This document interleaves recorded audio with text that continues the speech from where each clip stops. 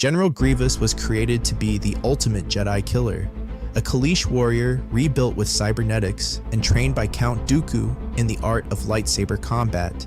To enhance him further, Dooku attempted to infuse him with Jedi blood, specifically that of Sidious, hoping to awaken the Force within. In reality, the attempt failed. But what if it didn't? What if General Grievous became Force sensitive? What if the galaxy's most ruthless cyborg gained the power to sense, strike, and kill like a true Sith? In canon, the Battle of Hypori marked the galaxy's first real glimpse of General Grievous. The Jedi believed they were facing another droid commander. Ruthless, yes, but predictable. What they got was something else entirely. The Jedi strike team landed on Hypori and were quickly ambushed, their clone support obliterated. Trapped in the wreckage of a destroyed cruiser, 6 Jedi gathered in silence, hearing the thunder of heavy footsteps draw closer. Then he appeared. Grievous, all bone-white armor and spidery limbs, dropped into the chamber like death itself. Without the Force, he moved faster than any of them expected.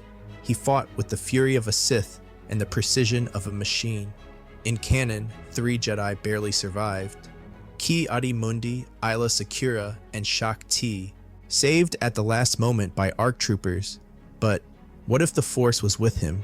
What if Dooku's twisted experiment with the blood of Sidious had worked? The moment Grievous leapt down from the wreckage, the air would have turned cold. The Jedi wouldn't just feel his presence, they'd be drowned in it. A hunger in the Force, unnatural and hollow. Lightsabers would ignite, but it would be too late. Grievous wouldn't charge. He'd pull Ayla into his claws with the Force and break her neck mid-air. Shaggy's panic wouldn't matter. He'd be dead before he could scream. Shaak Ti would try to counter with her agility, but Force speed made Grievous faster. Tar Seer would be cut in half mid-sentence. Ki-Adi-Mundi would be the last, fending off saber strikes with everything he had, only to be overwhelmed by a wave of concussive Force energy that shattered his guard. There would be no survivors. And that would send a shockwave through the Jedi Order. A being who wielded the Force and commanded armies of droids, who hunted Jedi with Sith-like precision and vanished into the shadows. The Jedi wouldn't be asking if Grievous served the Sith. They'd start to believe he was the Sith Master. From the shadows of his office on Coruscant, Darth Sidious observed the carnage on Hypori unfold through the eyes of spies, intercepted transmissions, and raw panic rippling across the Jedi Temple. The survivors, none. The Jedi whispers, troubling.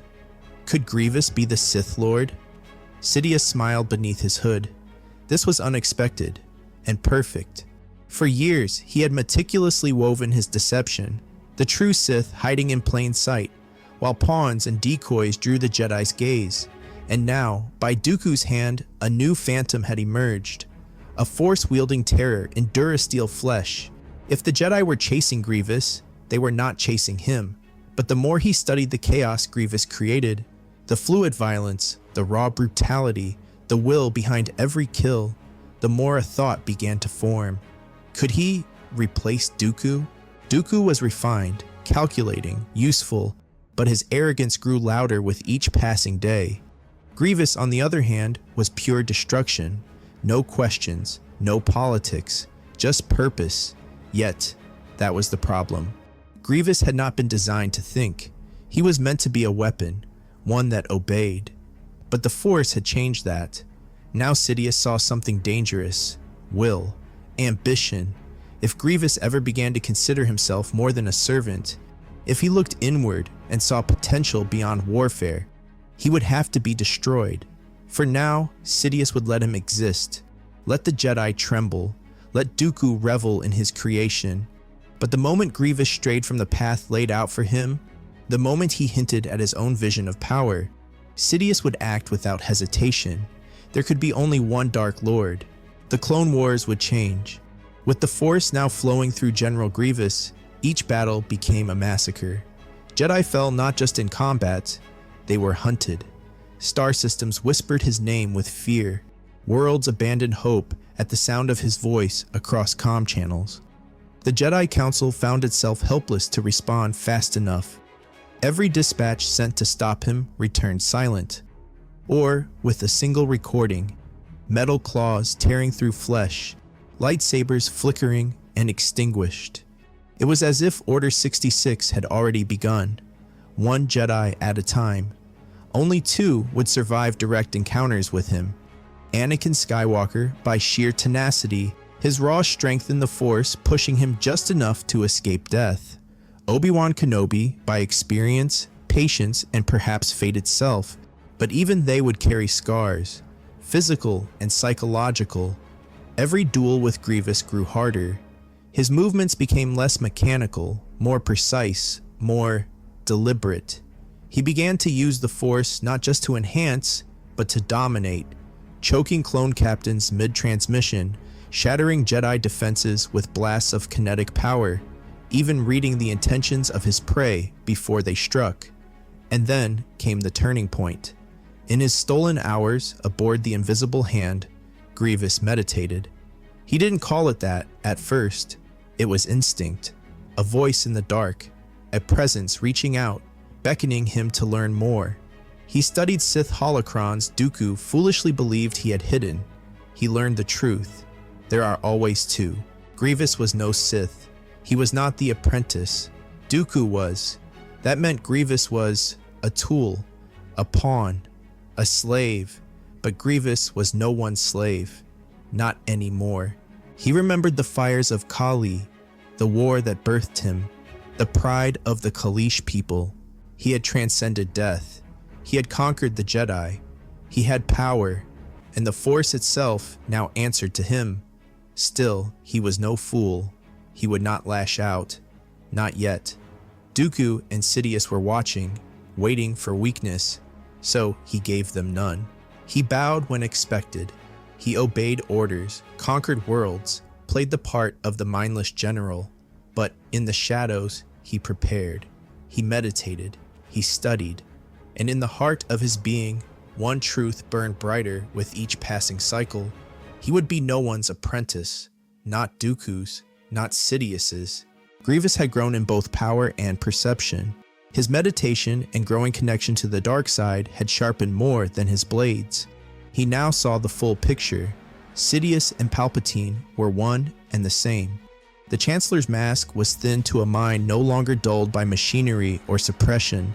He also saw the true plan, Anakin Skywalker.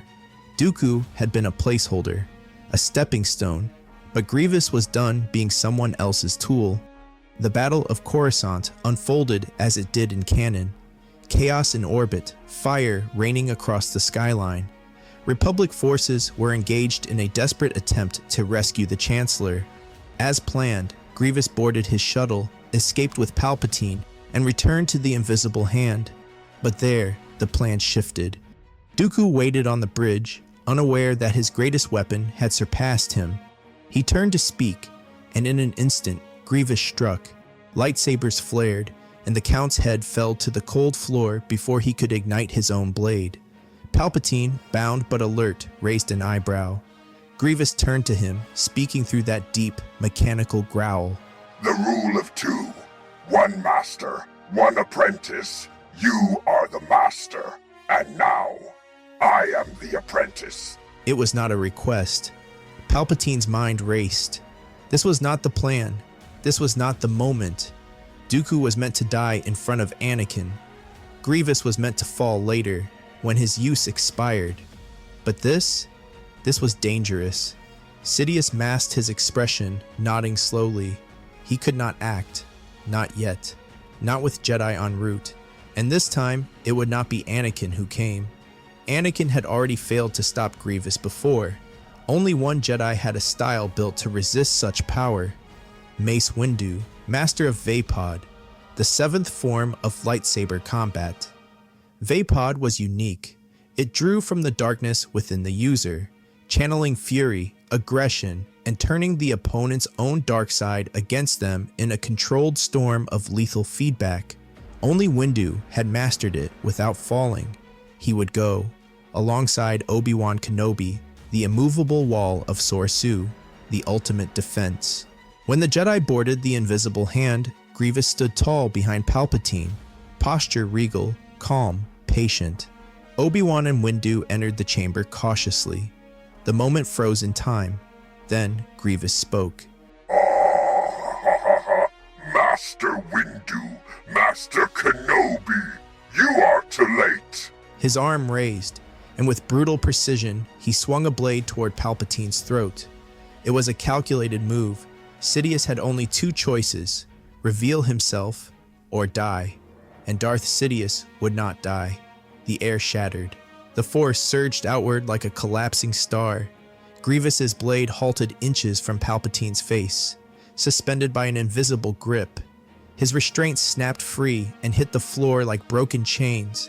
His voice dropped into its true form. So be it. Palpatine stepped forward, dark eyes blazing.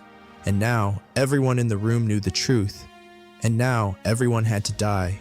And that's the end of Part 1.